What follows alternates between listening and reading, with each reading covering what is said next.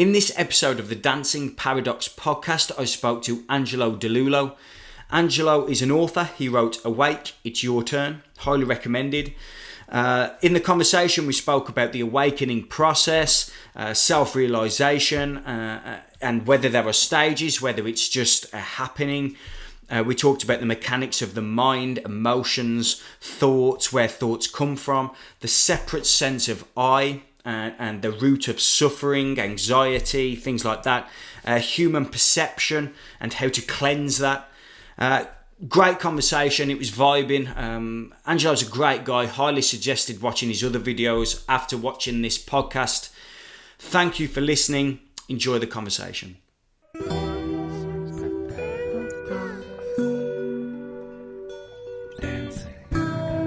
Angelo DiLullo, thank you for joining me. Thanks for having me. I've got to say, Angelo, that I don't recommend many books anymore to people. But your book is absolutely exceptional, and it is one of the very few that I do suggest people pick up and read. Whose attention has been dragged towards this path, if you like, without being able to put it into words. There are very few books that I tend to suggest to people, and yours, which is Awake, It's Your Turn. That's that book there. Yours is one that I do suggest. It's very direct. It attracts my personality, to be honest. It's almost a demystification of everything that has sort of been mystified, and in my opinion, unnecessarily. So I'd just like to say, from me, thank you for demystifying a lot of this process. That's the introduction from me. You're welcome. So Angelo, talk to me. What is awakening and who would want it? Yeah, great question. So awakening, as I usually use the term, typically refers to the first significant shift in identity one experiences along this sort of pathless path. People do use the term sometimes to refer to what I might call liberation, which is really the end of suffering and the end of any perception of a separate individual, separate self. And there are some other aspects to that. But typically in, say, Zen Buddhism, the term awakening may be used in Zen as Kensho or Satori, really means that first significant shift in identity, which is actually a considerable shift. It's usually quite dramatic, but it doesn't have to be dramatic. The key is it's a fundamental shift, and it's a shift in who you take yourself to be. And that is very obvious to the person who goes through that. So that's a general way to describe this. To contrast it with other ways of perceiving spiritual terminology and so forth, it may be helpful to point out that it's not any sort of paradigm shift. It's not a shift in the way you think about things. It's not a shift in the way you think about the world or yourself or spirituality. All of those things can happen and they're fine and they can be valuable in life and so forth.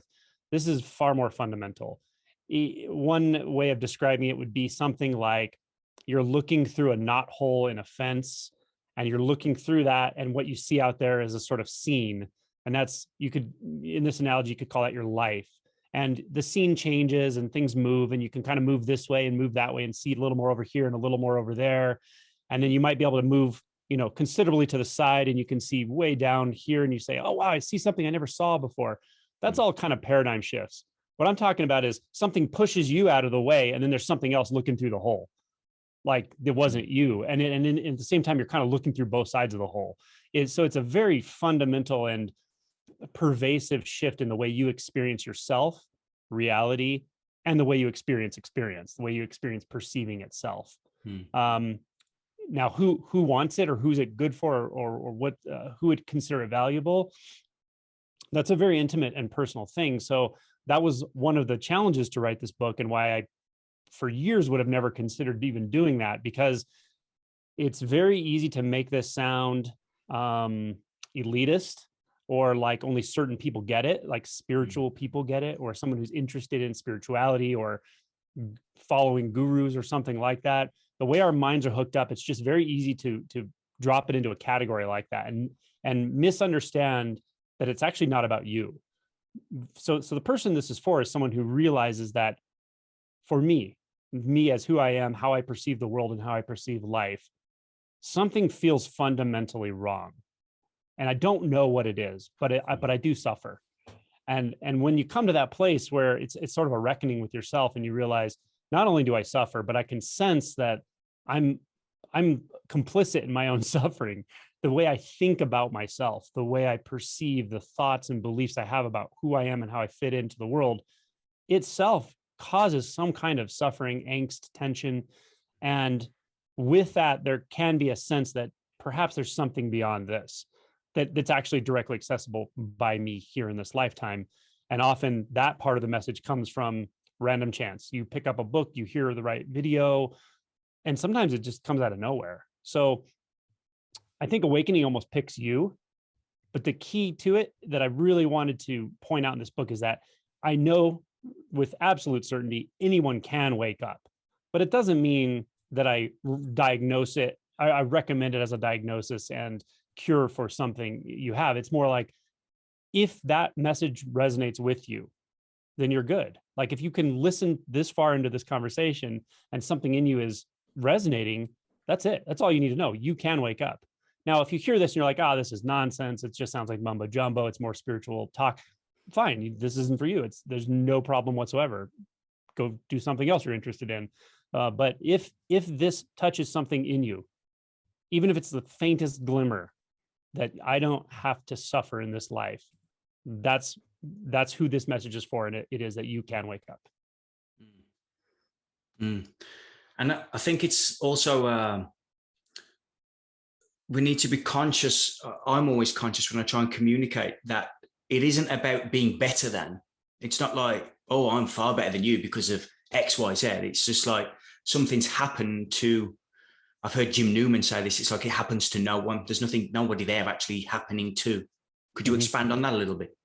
Yeah. So what's interesting about this is there's something built into the way humans communicate, that it often, not always, but it often tends to be subtly competitive, or the things we talk about are like what we have, what we've accomplished. And you can kind of feel threaded throughout that as something like, I don't know, a tendency to jockey for position or status or something.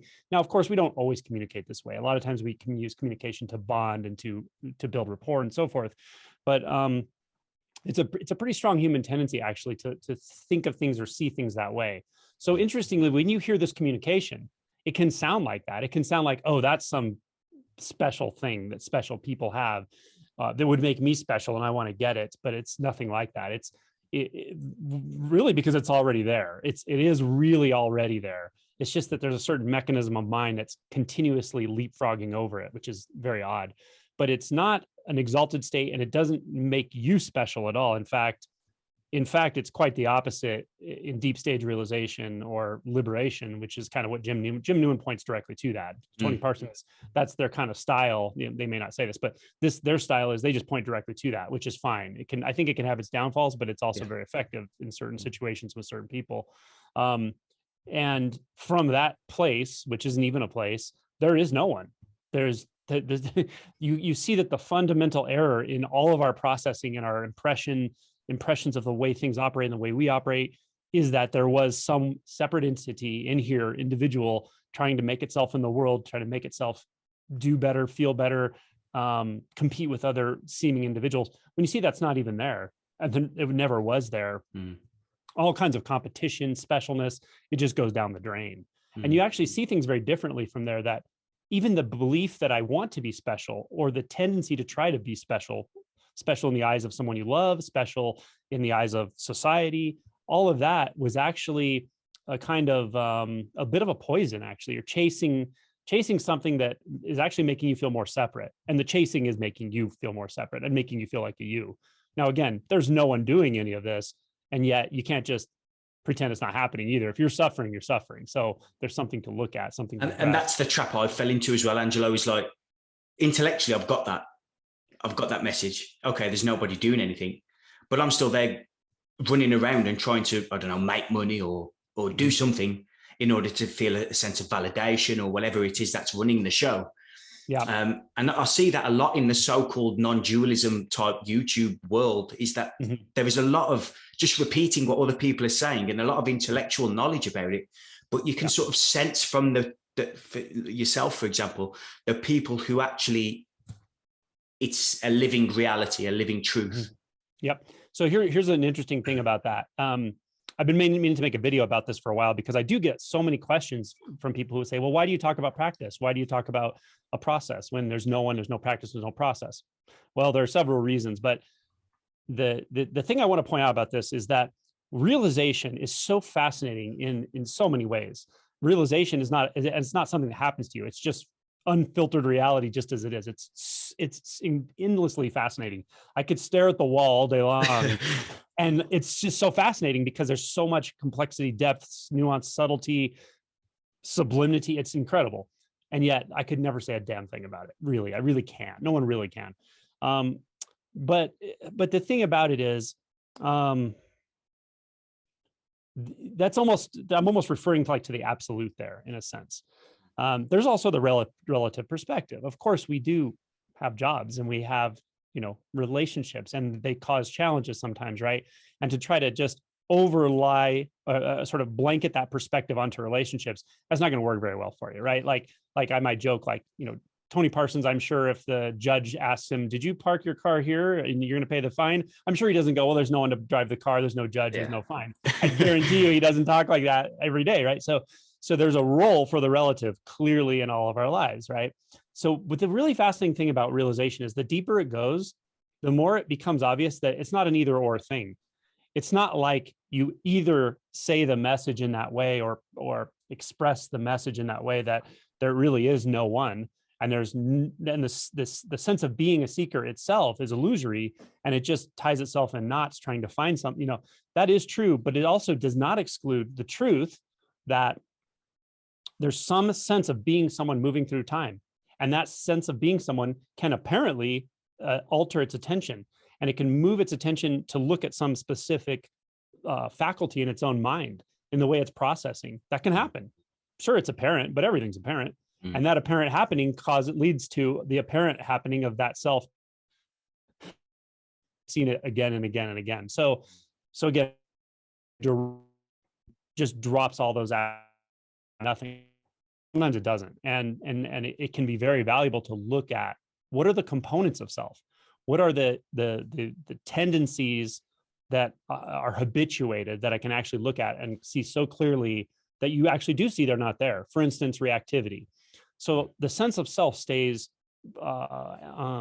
prominent in experience, let's say, largely through what it seems to relate to. Now, there is nothing to relate to in non-dual experience, or with realization of non-dual, relation is gone.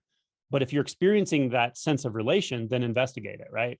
So again, that sense of it being a subject here and the world out there is kept in place by a tendency, a selfing mechanism or a relating mechanism, by what it reacts to all day long. That's my girlfriend, my boyfriend, my job, my problem, my solution, my emotion, my awakening. But that sense of relationality actually it sort of perpetuates it. So you can look at that and you can investigate it in very precise ways, and it can dissolve.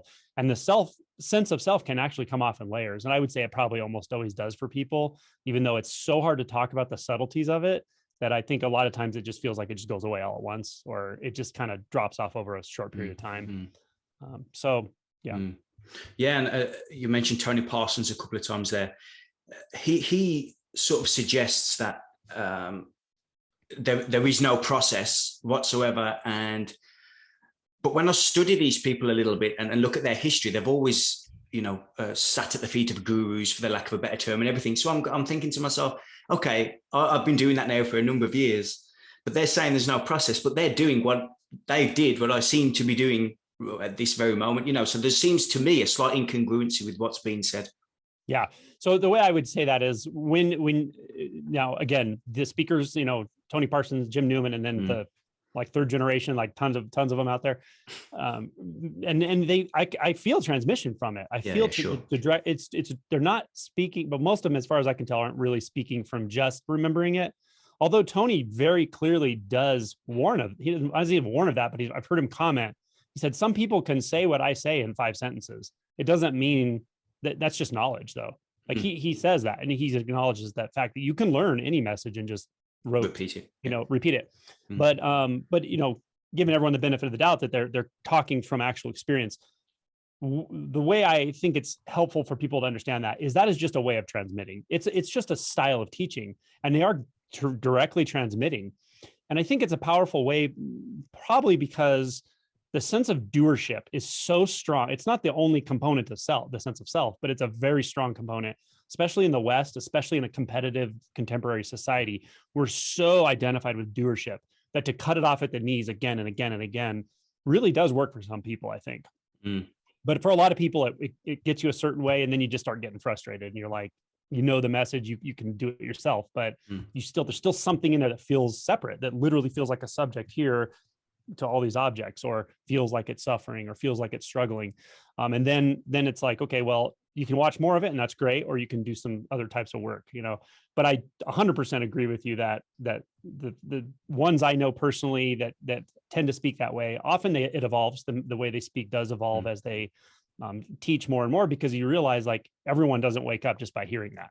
Some people do, but a lot of people, they need more nuance. They need to do some emotion work and so forth. So I have friends that have been doing this for a handful of years, and they do evolve the way their teaching styles. Not everyone does, but they tend to. So again, I don't discount that teaching style, but you have to understand it's a teaching style. They don't walk around talking like that all the time to their friends, to their lovers, first of all. And they really don't intend you to like memorize that and then tell your friends that all the time. Like, I've heard people do that where they're like, well, who's going to do that? Who's going to do this? And it's like, if you don't have that realization, like and of course you don't have it, but if the realization is not clear and you're speaking that way, you're selling yourself a bill of goods. Like, you got to, authenticity is so important with this. So I think as long as you clearly see and feel that the relative and absolute are not two things, you function in both simultaneously, and the deep realization becomes very obvious. So for me to talk about how to inquire is also talking about the fact that there is no one inquiring. That to me, it's literally the same thing. In fact, the way I describe inquiry in the book, it's kind of on a continuum, because as you continue to inquire, let's say little aspects of the self fall away here and there and there, and at some point you could say that inquiry just keeps going. There's just no one doing it. So right now I could say this is just inquiry. It's absolute fascination with this formless, distanceless, yet exquisitely intimate knowing of its own self, but there's no one outside knowing it. The knowingness is the experience of it, and it's magical and it's wonderful. And there's an innocence to it, and there's a mystery. And innocence and mystery means it's kind of like inquiry, right? There's no need for an answer. There's no need for a solution. There's solutions and answers and startings and endings and beginnings and endings. They're all the same thing. It's all in this. And yet there's an endless fascination with it. That's the non-dual stare you see people just staring right into infinity. That's awesome. So the way I would describe this is the relative and absolute really are not two things, although they do seem like it at first.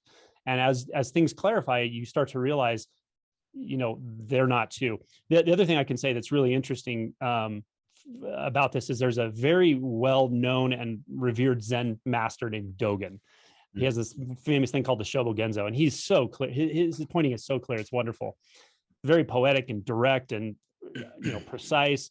And yet he at the very beginning of the I think it's the Shobogenzo or one of his other writings, but he explicitly says this exact issue there. He says the Dharma is perfect and stained. It's unstained. Nothing can tarnish it. Nothing can touch it. That's reality. He's saying who could imagine a way to wipe that clean? It's impossible. And then he says, and yet the Buddha had to go meditate for 6 years, and so he names these sort of patriarchs and says they had to practice. Why do you think you're any different? So it's like that. And what he's saying is the relative is the absolute, and you're selling yourself a bill of goods if you're like, I literally will do nothing and just know that I'm enlightened. Okay, well, if that's working for you, great. But if you're lying to yourself, maybe do some work. Yeah. That makes sense? Yeah, completely. Angelo, what's your sort of backstory? How did, and once again, language might trip me up a little bit, but how did you so-called wake up? What happened? So I was 24 years old.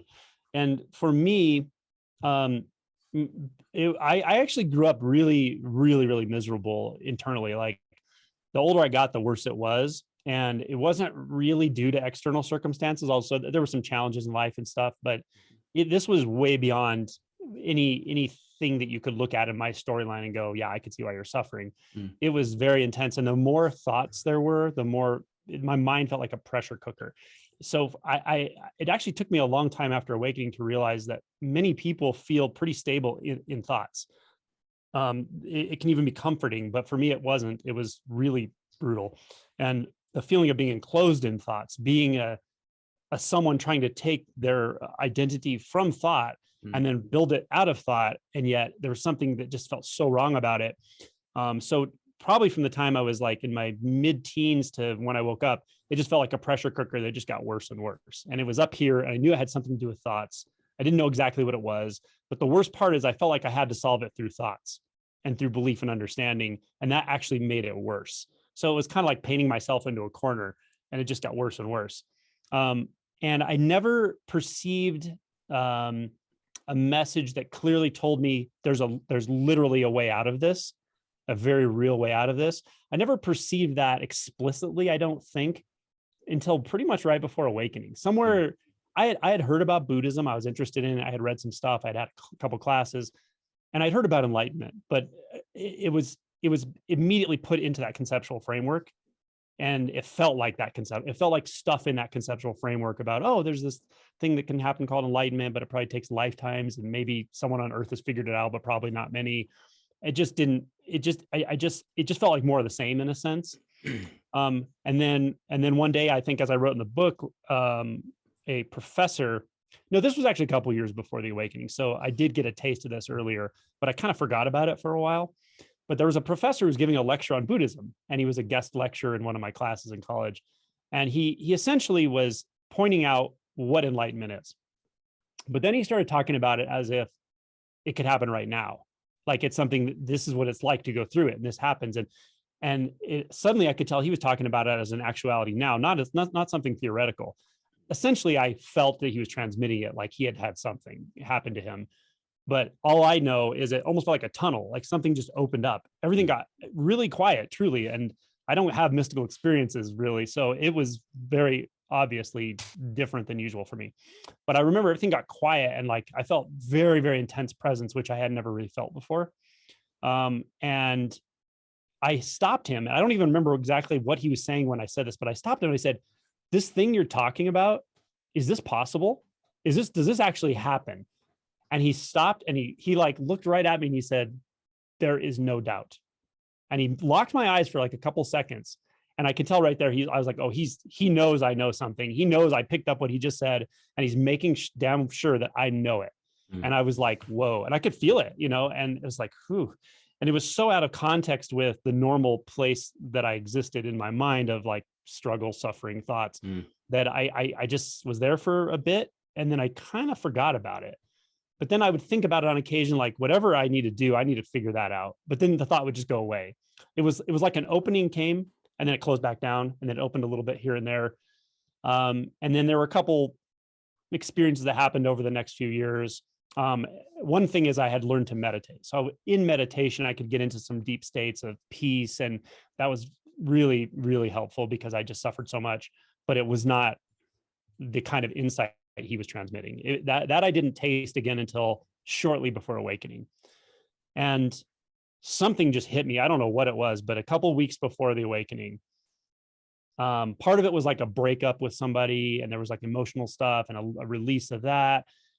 But something just really said, I'm going to do this now. Like I'm going to find a way through this suffering, because for me, it was so bad. I'm like, I would kill myself. But it was really strange because something in me knew, even if I did that, I would come back around to this. I don't know how I knew that, because I didn't really overtly believe in reincarnation necessarily. I just didn't know. But something said, that's not even the solution. You need a solution that's better than that kind of deal.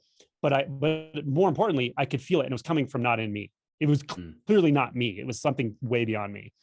And I started reading. I picked up this book called 3 Pillars of Zen, which I had laying around. Someone had bought me, or I had it for a class or something for a couple of years. I had never even opened it. And I looked into the chapter on awakening stories, enlightenment stories, I think it's called. And there's some Westerners in there and a couple Japanese people.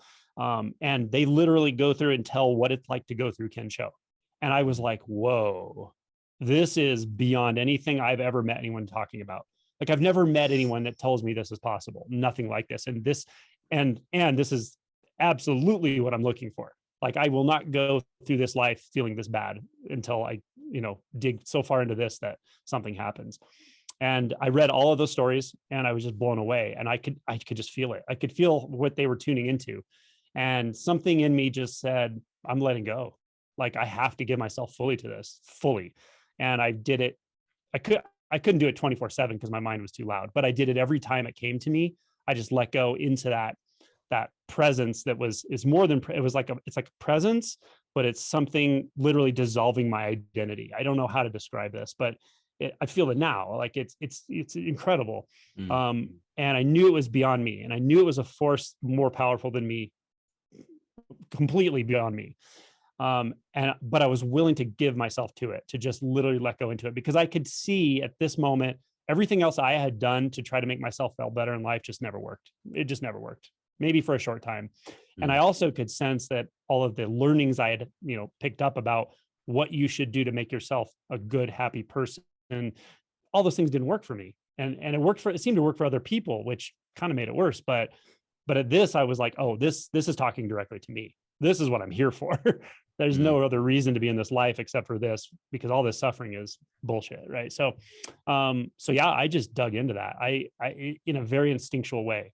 I can't even tell you the process exactly, although I kind of talk about it in my videos with self-inquiry. At least the first part of this was very much about finding the root of thought, seeing that every single impression moving through the mind was nothing but a thought.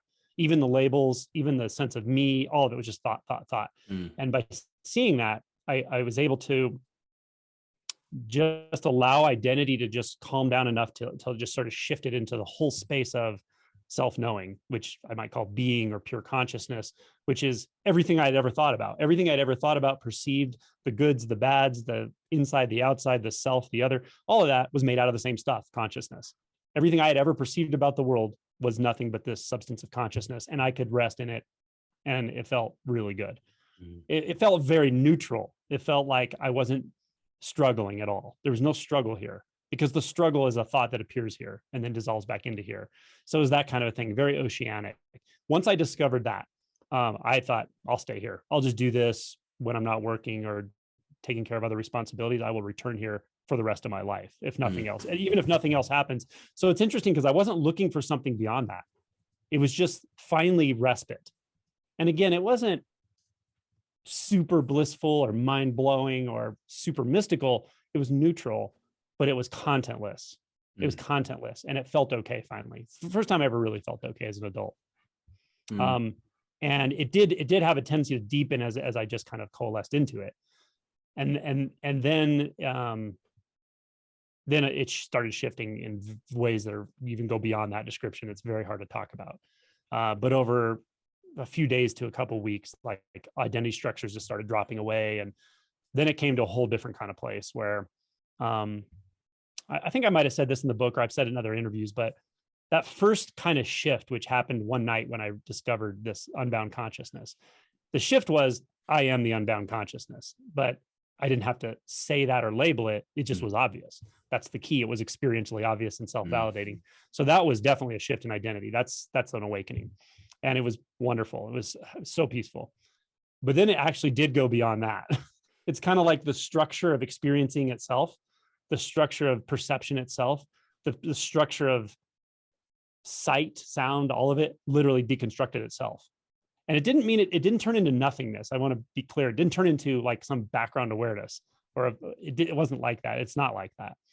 It turned into the most intimate, incredibly impossible to talk about, paradoxical thing, non-thing, experienceless experience that's always here, literally always here. It's here before the body comes into being. It's here when the body goes out of being. It doesn't matter. It's not even contingent upon life and death. And that was home. I don't know how else to say it, but it was so obvious that, oh, this is the way it was like a memory. Oh, I remember this. This is everything. This is the whole universe. This is where there is no universe. It's all just this. So simple. But I also knew, man, there's no way I could talk about this. There's no way I could ever describe this to anyone. It's impossible. And also strangely through that, you see everything is completely okay, including suffering. Absolutely. So I could look out into the world. If I see suffering, I could feel it as suffering, and I could also feel it as okayness simultaneously, my own and everyone else's. So there really was no impetus to talk about it. There was certainly no impetus to teach it or write about it. It was so strange. It literally never crossed my mind to go talk about this, which sounds odd now when I look out and I see like people journaling their whole process as they're waking up on YouTube and all, which is great. It's awesome. But it just didn't even cross my mind to do that for years, actually. In fact, I was kind of averse to it because I could see how easily it can confuse people.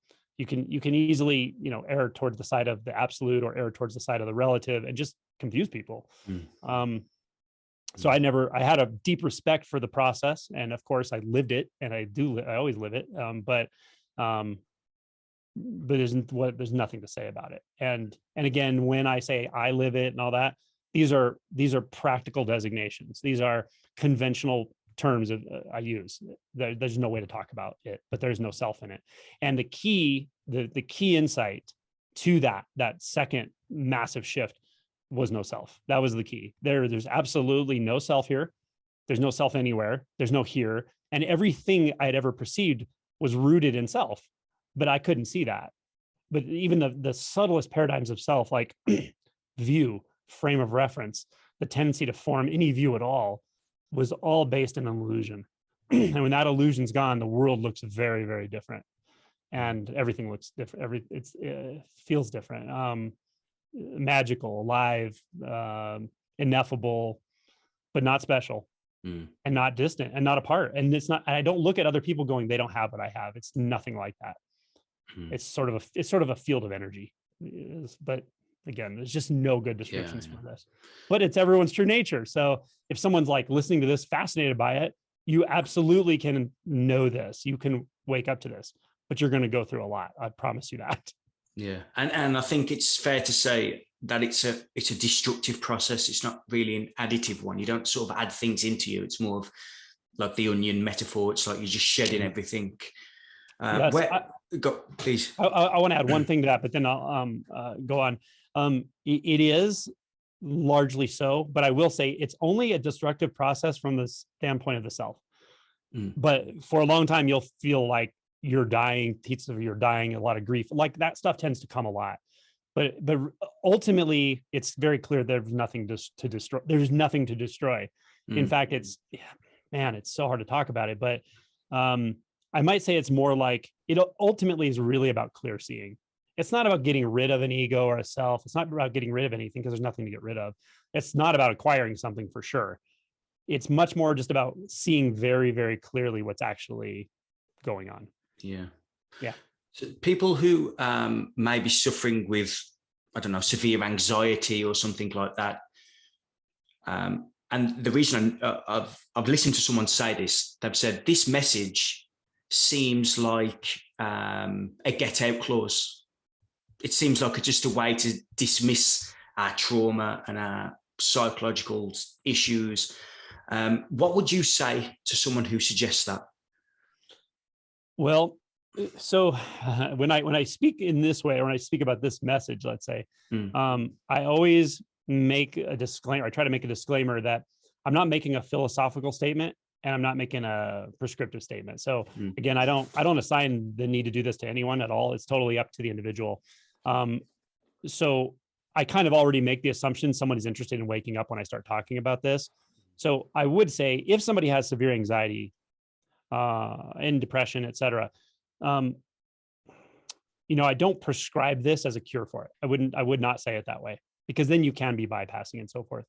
But it is really kind of heartbreaking because I see so much anxiety and depression out there, and I know the root of it. I mean, I just know the root of it. The root of it is the sense of the separate self suffering, but that doesn't mean that everybody can wake up and just get rid of it. Like, it doesn't work like that. So, what I would say to somebody who feels that anxiety, the clinical diagnosis of anxiety, depression, PTSD, like a lot of these intense experiences internally, is if you feel like what I'm talking about resonates with you, then don't worry so much about the anxiety and the depression and so forth as far as treating it directly.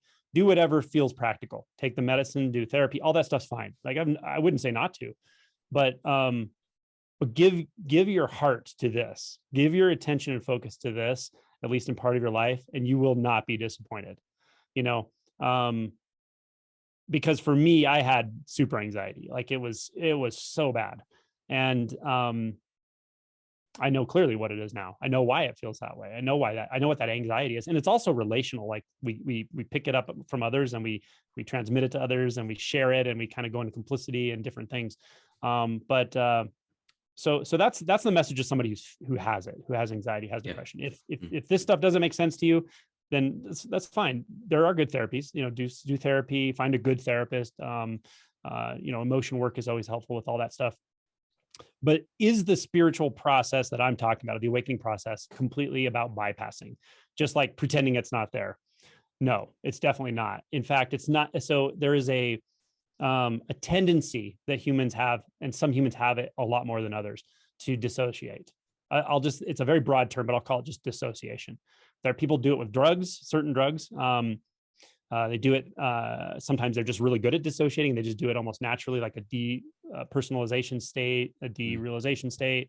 And honestly, everyone's a little dissociated that's mind identified, in my view, because the mind identified state is a little bit dissociated from life, but it's a very stable and very socially endorsed state of somewhat dissociated from life.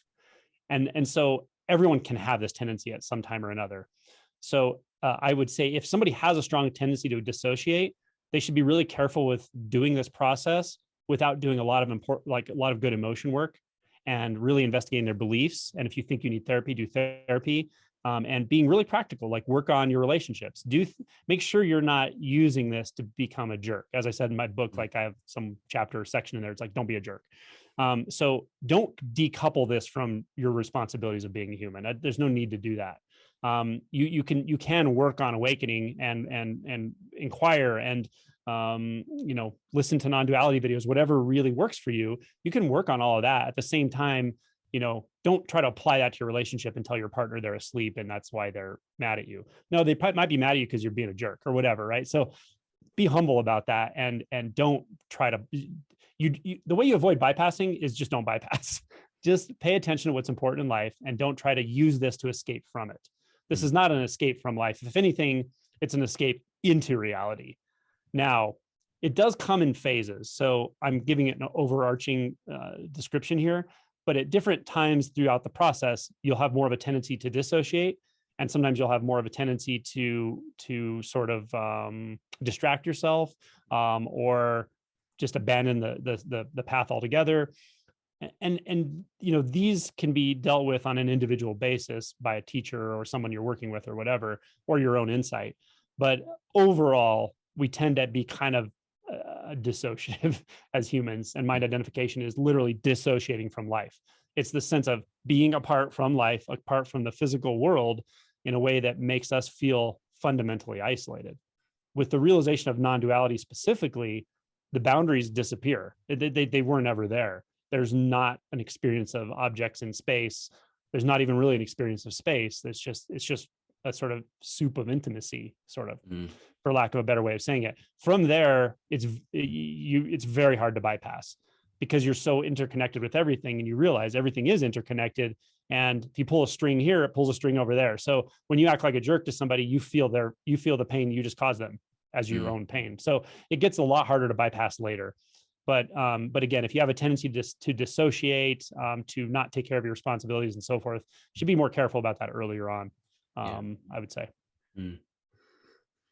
And you mentioned authenticity a couple of times earlier. I think that sort of bleeds into what you just said there, in terms of owning everything that's coming up and completely taking responsibility for everything. There's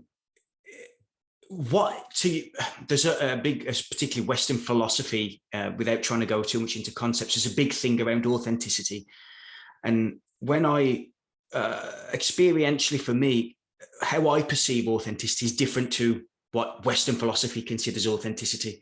So what if I said to you, what do you think authenticity is? What would you say? It's such a simple thing that it's hard. Authenticity to you is only specific to you. That's the key. It's like being really, really honest about your motivations. So part of authenticity is willing to recognize your own selfishness, because it's true. We're kind of wired for it. We're wired to be somewhat selfish, or sometimes really selfish, and just knowing that, right? So one example I give is a lot of times early in Buddhist practice, they'll chant, or not chant, but they'll recite the like bodhisattva vows, which is like, I vow to liberate all beings. And, that's great later on. But early on, it's like, that can really set up an inauthenticity in you. That's not what you're doing. You want to not suffer. Like, you got to be honest with yourself at some point. Like, I'm here to not suffer. That's why I'm meditating. That's why I came to the Buddhist temple. I'm telling myself these lofty things, but truthfully, man, I just suffer a lot and I don't want to, and I don't understand why. And you may believe that understanding is going to get you out of it, but at some level, you're trying to fix something in yourself. And being clear about that and understanding that will get you so much farther, so much faster early on than just believing this thing about yourself. Because once you believe this thing about yourself, oh, I'm a aspiring bodhisattva or something, the problem with that is then there's cognitive dissonance when information comes to the contrary. Then you can actually conveniently overlook when you're actually acting selfish, instead of just realizing, oh, okay, that's a selfish behavior, or that's a selfish impulse, or whatever, which is totally fine. But when we bypass, then we start to, instead of using spirituality or using the awakening process to dissolve identities or strip away identities, we use it to like add another layer of identity, another layer of inauthenticity on top of all of it, right? So that's what I mean by authenticity, and it's something you get better at. I think it's like a muscle you flex. At first, it might be really awkward if someone just stands right in front of you and says, "What's your deepest truth right now? What's important to you?" You might be like, trying to figure out, what am I supposed to say based on social conditioning here? That's not authenticity, that's social conditioning. But you might utter something out awkwardly, but the next time you try to speak authentically, it's a little more clear. And then you start speaking more and more authentically. And what I find is, the more authentically you communicate, the more vulnerably you communicate, the more it starts to feel like an outflow of love. The more you actually see what's in front of your face, and you can actually appreciate people for who they are and their pain and their suffering. If you feel like you want to push people away a lot because you don't want to feel their suffering and so forth, often what it really is you're not wanting to feel your own suffering. And be vulnerable and be honest and be unguarded and be raw. When you're willing to do all that, all of a sudden you just feel so connected to people and to life. You see, gosh, the fragility is right in front of my face. This person is just trying their best to do everything, do what they can in life, and they care and they hurt, and you start really feeling that connection. So in the practical sense, authenticity is a wonderful thing to practice, but you kind of do have to practice it and remind yourself, because I think we're socially conditioned in a sense to not be authentic. Yeah. The social conditioning would tell us, don't be authentic, go with the flow, do what you think you're supposed to do, say what you think you're supposed to say. So there's like in a chemical reaction, there's a little bit of an activation energy. You got to get over the hump before the authenticity really starts to take off. But the more you open that channel, I think, of authenticity, the more, for me, it just feels like an outflow of love, instead of being stuck in here trying to figure out what to do and what to say and how to relate or how to manage life. It's like, oh no, it actually just flows outward. Nisargadatta has a beautiful quote. It's, "In my world, love is the only law. I don't ask for it, I give it." It's very powerful. Yeah, unconditional love is like a very, very powerful river flowing outward into the world. And you don't need to get anything out of it, but you really experience in a relative way, in the relative sense of being a person, you really experience connection that way, I think. So yeah.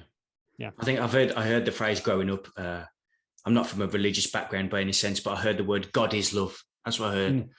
And it took until I had to drink ayahuasca to actually understand what that was, what that meant at the time. I don't think the person who said it to me actually understood either, to be honest. I think they were just repeating what they'd read.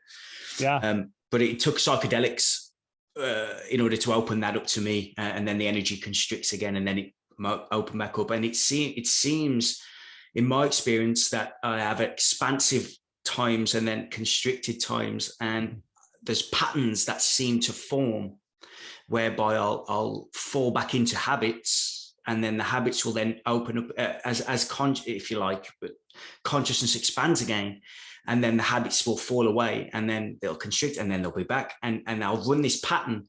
And it's took me probably 5 years to actually understand, I'm actually doing that. And now I need to go into where this is coming from and where this is stemming from, Yeah. The contraction expansion thing's interesting. It's one way of saying what a realization is. It would be that there's a natural integration and disintegration that's always happening in experience. Again, non-dual experience. So there's nothing really ever fully formed, but there's a seeming coming into appearance, and there's a seeming disappearing out of appearance all the time. So it's like almost like a balance between the masculine and feminine, or the integrative and disintegrative movements, let's say. And the human feels that for sure. We feel it in our body mind. But when there's a sense of a self in there, it's always trying to manage it. It's trying to expand when the contraction's happening naturally, and it's trying to contract when expansion's happening naturally. So it's always kind of going against the grain a little bit, because it thinks it has to manage something. And so it's always going to get it a little bit backwards, it seems like. That's the struggle feel. So I would say, yeah, I mean, just notice the more you clearly see, oh yeah, there are energetic expansions, there are energetic contractions, and they're fine. It's when it's clear they're not happening to anyone, that they're just experiential, they're energetic, then it's really no problem at all. It becomes quite enjoyable. But when we're fighting it through belief, through habit force of avoidance and so forth, it can be really uncomfortable, which is actually a good thing. That discomfort is what keeps pointing our attention back. Look closer. What's your belief here? What is your belief about the contraction? What is your belief about the whatever, Yeah. Identification with that. So identification with the thought forms. Would you perceive that to be the root of all suffering? That automatic separation based on the identification with the thinkingness? I would say so. That's a good way of saying it. Yeah. Right. Okay. But even that can get broken down into like subtler aspects. So I would say probably the most fundamental movement of separate self that I can find would be something called like inherent view, or forming a frame of reference. And this isn't an opinion. This isn't like the level of conscious opinion. This is literally like how you're looking out at the world, or even the subtle sense that there's someone here looking out at the world. There's someone here managing anything. And that very, very fundamental sense is probably a neurologic process. I mean, it's just an impression the mind makes. It takes a picture of reality, which you can't actually take a picture of reality, but the mind's version of reality adds something that's not there. It adds solidity. It adds progression meaning there's something moving from moment to moment, that something stays continuous from moment to moment instead of moments appearing out of nowhere. So it adds progression and solidity. And then it also adds the potential to compare that to the next image of the mind. So it's like the mind takes snapshots and starts patchworking them together. And inherent in the snapshot is the sense that there's something that took the snapshot, like a subjectivity, a sense of being a subject to objects of experience. And that is, those two are like really intimately tied together. And they're really innocent in and of themselves. Like a baby probably starts doing this at about 14 to 16 months, having some fundamental sense of self apart. It knows it's a self. It can recognize itself in a mirror. There's like the mirror test and these different things. There's some really interesting developmental psychology tests too that they can do to see when a child has a sense of self, a sense of agency. Yeah. And it really does come online. Like a 12-month-old almost never has one. And by 14 months, many do. By 16 to 18 months, almost every child has a sense of agency. They realize I'm an agent in the world acting upon the world. So these are sort of developmental milestones as well. But when you go back through them, you literally go back through them, one side effect is you feel all of the sort of emotional challenges of those times of life. And part of you won't want to do this because you're like, I don't want to feel the fundamental sense of the absolute terror of being abandoned as a child. Like you don't want to feel that. You've covered it up with identities, but you actually go back and feel it. It's really strange.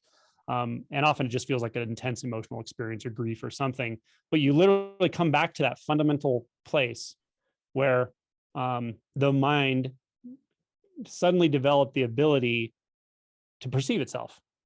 It's the most simple sense of self there is. It's very fundamental.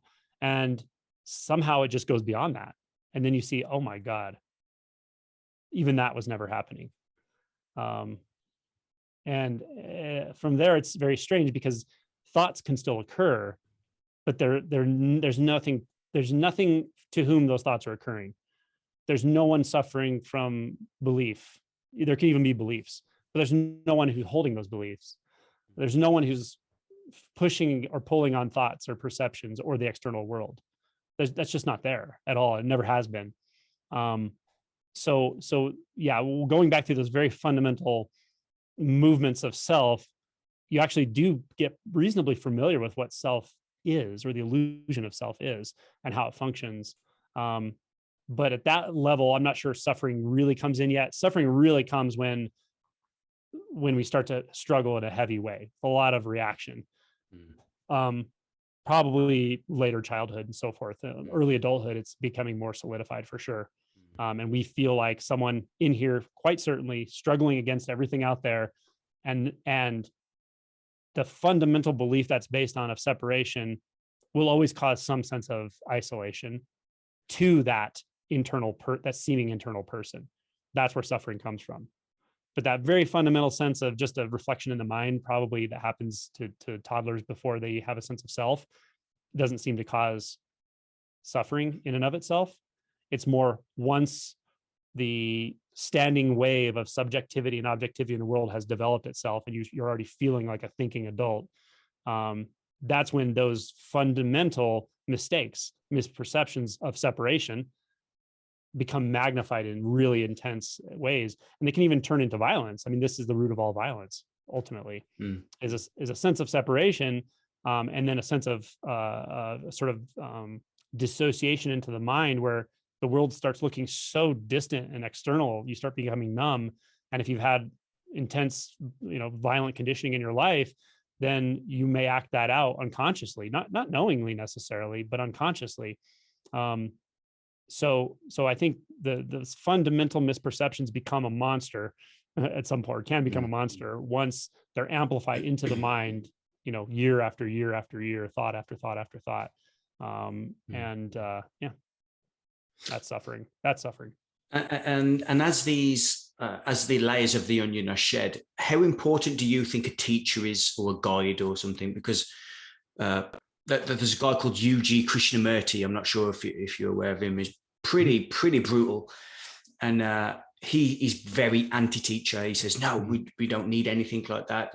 Just it's spontaneous, blah blah blah. Would you suggest that isn't a practical solution, if there is a solution?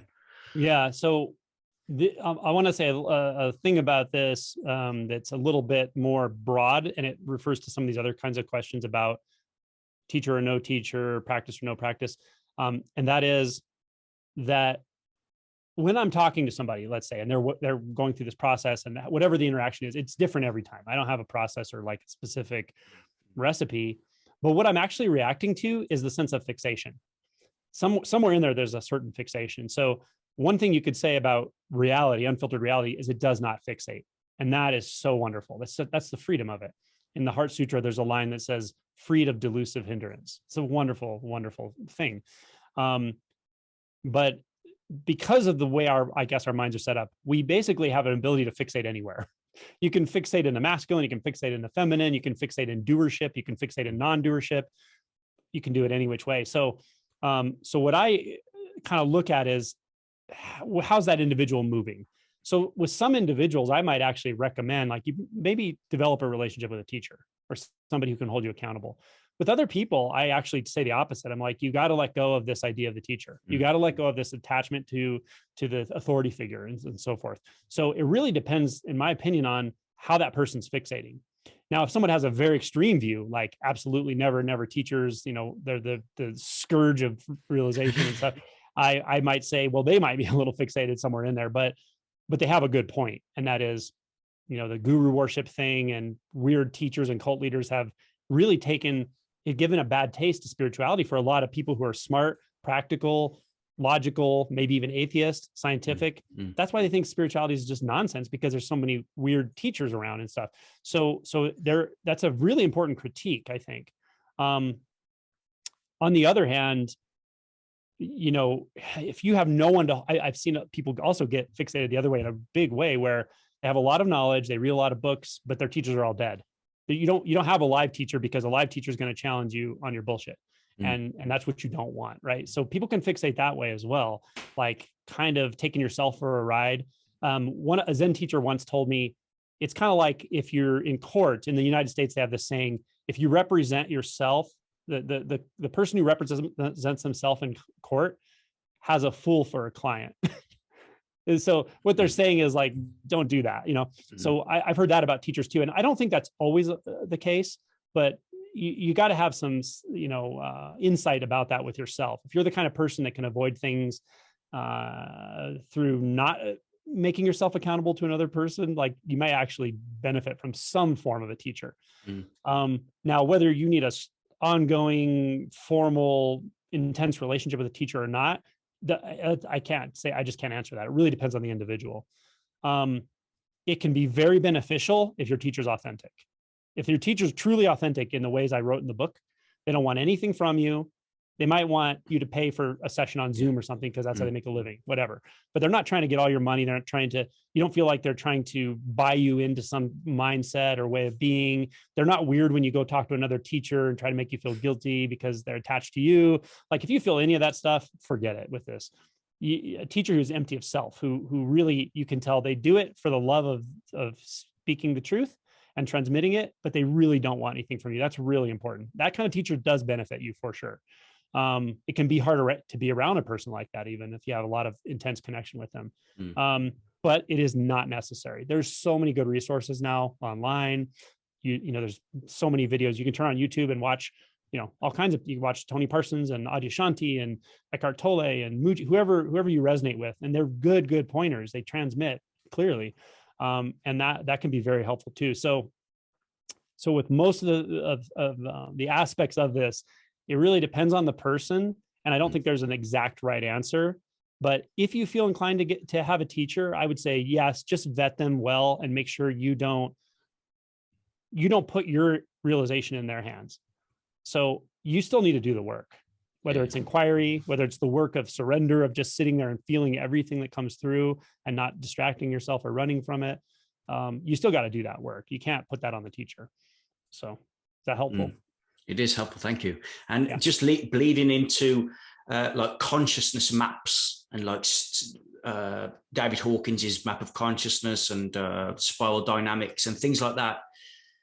In your book, you said, just get the thing, you caution people about them, saying they can be helpful in the right context, but often hinder more than help. A quote, overemphasis on maps, stages, patterns, and knowledge about awakening and realization can be used to avoid awakening. Can you expand a little bit? Yeah.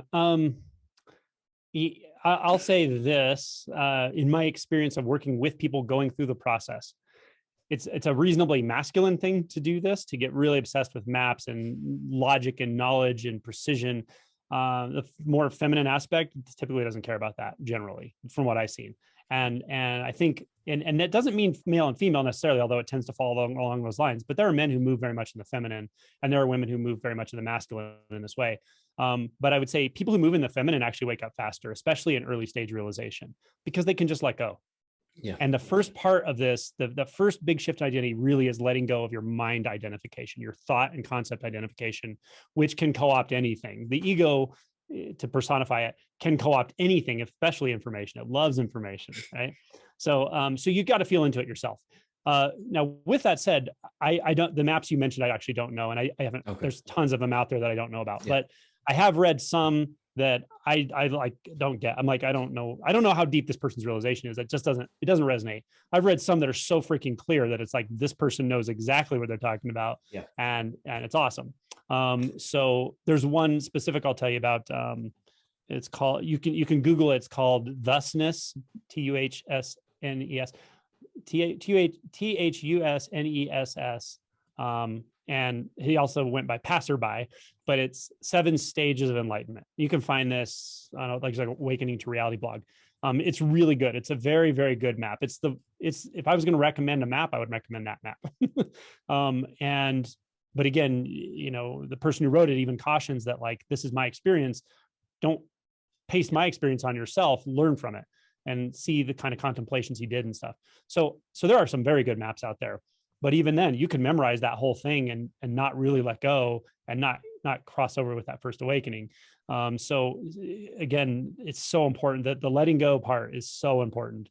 The direct experience of consciousness, of the pure sense of I at first, is important. And I know that sounds contradictory with no self, but the pure sense of beingness that's not excuse me, not contingent upon any thought is very important at first. So yeah, that's the thing. And I can't give very specific advice, but if you're reading map after map after map and trying to relate them together, and you're probably more in your mind about this stuff. So I do get people on occasion who will be like, in this map, they said this, in this stage, in this consciousness, does that equate to this? And what I often want to say is, what does that matter to you? If it does equate to that, what does that do for you right now? If that doesn't equate to that, what does that do for you right now? Do you want to learn terms, or do you want to wake up? You know what I mean? That's what matters. Now, there are, again, very good pointers, Nagarjuna, Dogen, and they do have sort of maps, give or take. And so those can be helpful later on for sure in deeper stage realization to clarify things and stuff. But even then, 95% of this is quote unquote practice, which can also just be just sitting there in presence, which can also just be feeling, hearing, seeing, tasting, and nothing else. But that part of it has to be there. If you just keep reading, learning, and understanding and assimilating knowledge, it just does. It can really trip you up. From your standpoint, Angelo, is there a wantingness to make the world a better place?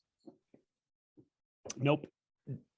Just a complete neutrality about everything. It's paradoxical. I mean, I do care. There's a quote in my book by David Hume: "To the universe, the value of a human is no more than the value of an oyster." Yeah. As bad as that sounds from the human perspective, I experience that directly. So nothing is more important than anything else. No object, like there aren't even objects. So everything is infinitely significant is one way of saying it, actually. But it's a paradox because it's also insignificant. And that goes for everything and everyone. So one of the most challenging places people can get stuck with this in deeper realization is they really want to hold on to their humanness. And it makes sense. Of course it does. We're human, right? Of course it matters to be human, and we should be better humans and all that. All that has its place. But if you're really holding on to that paradigm, you're not willing to let go of an illusion. And that because the self is an illusion. This isn't a statement of philosophy, it's a direct experience. So if you're holding on to that, you're really struggling with a very powerful force. And that can be a major challenge for some people, not everybody. Some people move through no self easily. And I don't know if it has to do with being a Buddhist background or what it is, but that can be a real heavy fixation for people later on. From my experience as well, there was with certain movements of energy, I have a sense of complete meaninglessness. It's just like I've run a couple of businesses and whatever, and it's like I'm in the middle of a negotiation and I'm like, this really is completely pointless exercise. And it actually helps in negotiation standpoints. It's a benefit much rather than it's a hindrance. It's exactly. You see things as they are. And when you see things as they are, you realize that significance, importance, judgment, those are of the mind. They ultimately relate back to the self. And it turns out that it actually works out just fine. You probably notice in those deals that the fact that you don't have a dog in the fight so much, you can move through it so much more fluidly and present. You can see all sides of things usually, or at least better. And the answers come. Life is quite ingenious. Like it knows what to do. And that's what I found. So that even though it can sound cold or callous, that in some sense I don't really care how anything goes, because I don't.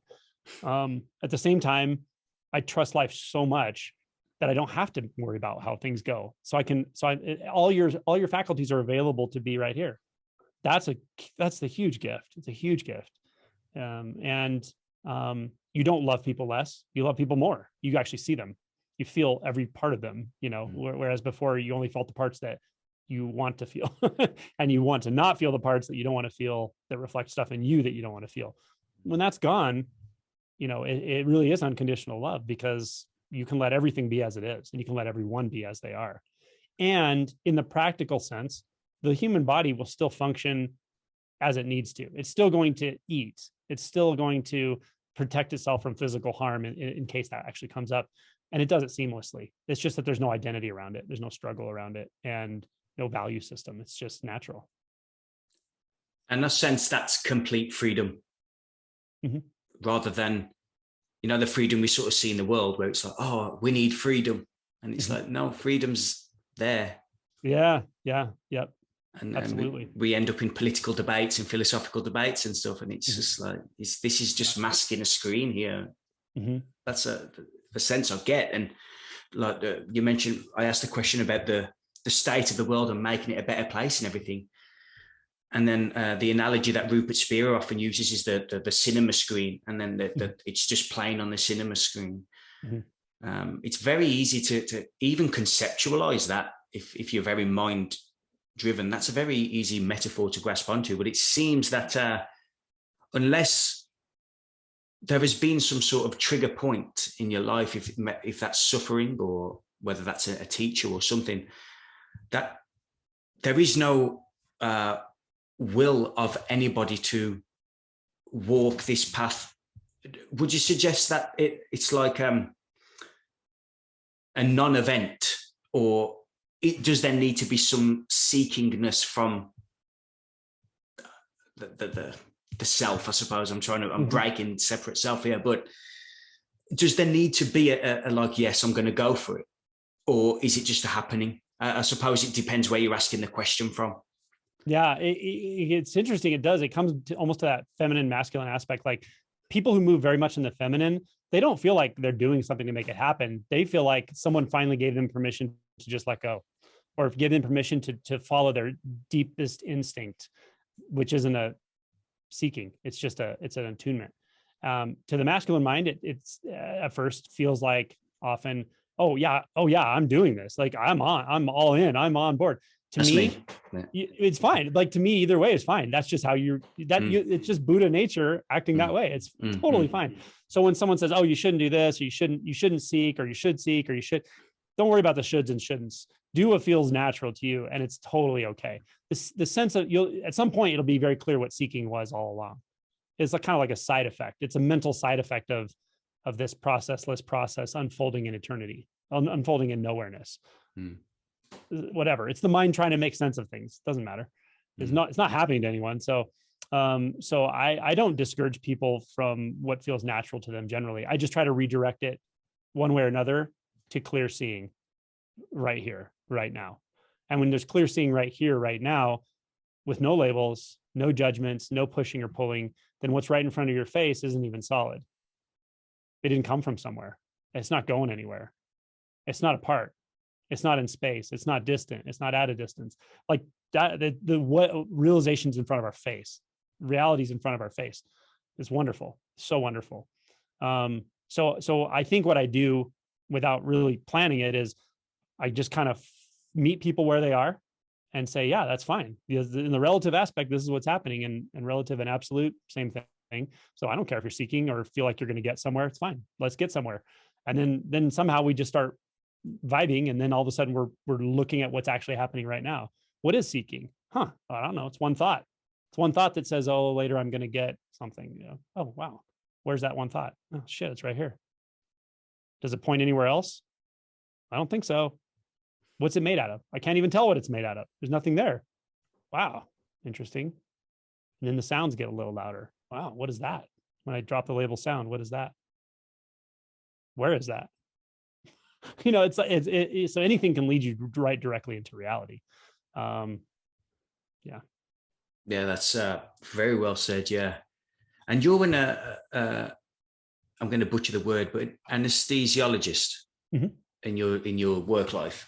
mhm, Uh, is there any reason you sort of did that? Because that, in my mind, that sort of creates a consciousness type, dynamic. mhm. Did you choose that on purpose, or is that just fell into? Yeah, I don't know. It's a good question. I thought about that before. Maybe I've just always been fascinated with like states of consciousness or something. But the field is nice. It's got a lot of critical care procedures. Mm, Now there's not really clinic. You don't really have clinic visits. It's more like in the hospital and go home and you're done. It's you're not always, but you can be busy when you're there. But when you go home, you're home. You don't have to do notes and things like that. So I yeah. think it just fit my personality. And I enjoy it. Yeah. Mm, But it is interesting because like consciousness, the word can be used so many different ways, right? And that's why I define it very specifically. If I use it a certain way, I say why I'm using it that way and how I'm using it that way. But if I'm talking about a patient becoming conscious after anesthesia, it's a totally different version of consciousness. I'm referring to the ability to protect your airway, the ability to recall mm, information and communicate and stuff. So mm, yeah. mm. Uh, just before we wrap up, I'd like to quote something. You said, sometimes I have to speak very directly and tell you the truth that every way that you can imagine making yourself feel better through any type of practice, understanding, even insights, is ultimately going to be used by the sense of separate self. It's an outgrowth of the fear of helplessness.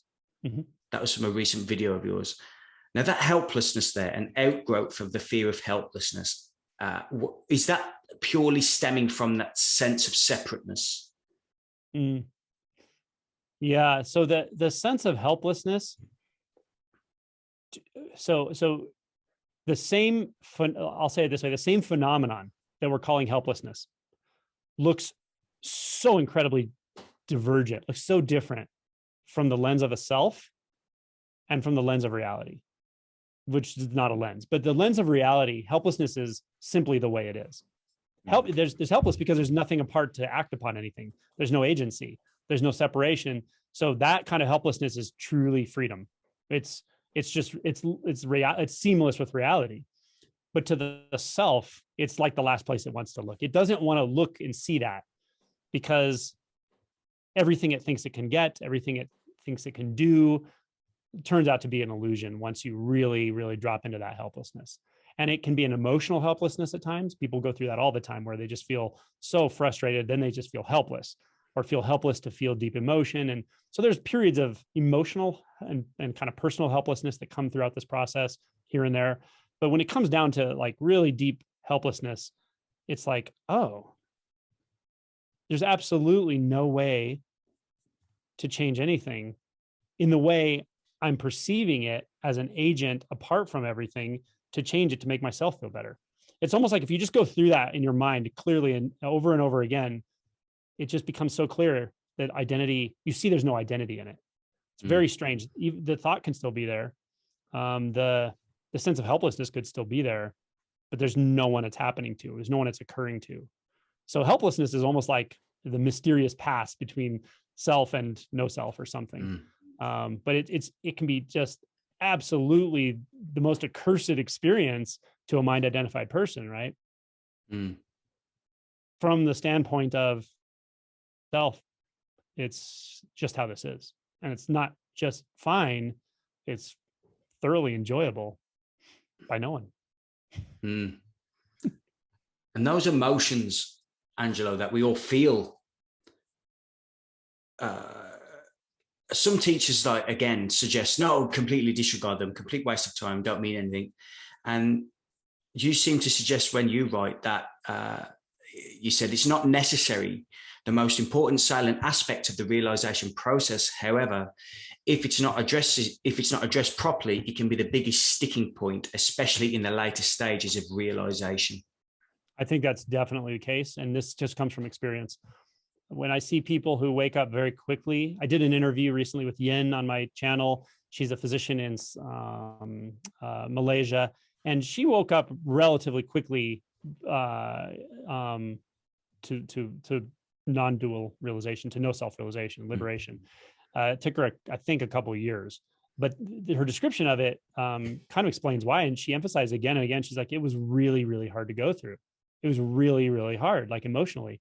And her acknowledgement of it, her willingness to sit with those intense emotions when they came, and not try to bypass it and pretend they're not there. Like that is largely why that went fast for her, I think. And I've worked with other people who, when it goes pretty quickly, they're willing to do the insight inquiries. Sure, it's great to like look into, who am I? What is moo? Whatever inquiry you're interested in. What is a thought? What is consciousness? What is sound? All that stuff's great. Insight investigation is important.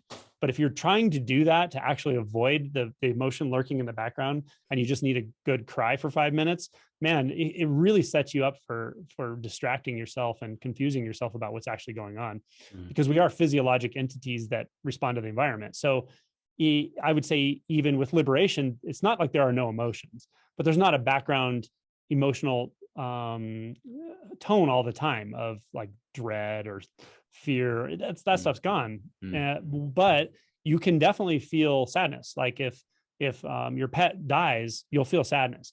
Now, you may not even call it sadness, but it will be a physiologic response. There's no story to it.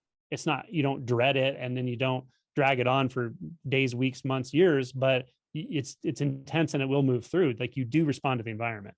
And the people I know that have gone through this would, I think, generally say that's true. But the afflictive emotions like guilt and shame and resentment and the muddy emotions where you're not even sure what you're feeling, you're kind of pushing it away, but you're kind of feeling it. It's kind of there all the time. You don't know what to do with it. That's what goes away. And that's nice, Yeah. And I think culture, Western culture in particular, we sort of have a bad habit of just completely suppressing everything, particularly the men around in the UK. We just suppress absolutely everything until one day it seems to boil over and toxic masculinity, right? Yeah. Happens in the United States too, for sure. Yeah. There was I think it's maybe improving somewhat, but there was definitely a generation of men starting around, I don't know, World War II or in the 70s, 80s, 90s. I don't know. But I think the younger guys now are a little more sensitive, more willing to feel emotion, talk about emotion, display emotion, which is good. Yep. Angelo, I've loved speaking to you. Thank you for your time. I really appreciate it. It was nice speaking to you. Your videos, you pump out a lot of content out there, buddy. It's very, very good stuff as well. So thank you for that work. It's great. Again, thanks for having me. And it was nice meeting you. And I just want to say one thing, because I was kind of teasing about Tony Parsons and stuff at the beginning of this video. I really have nothing against that type of message. And it's actually quite valuable. If anyone listening to this hasn't seen that kind of stuff, check it out. Like, it's really a powerful transmission and I love what they do. So. Yeah, agreed. Okay, Angelo, thank you. Speak soon. Have a good one. Yeah. Bye-bye. Thanks. Bye.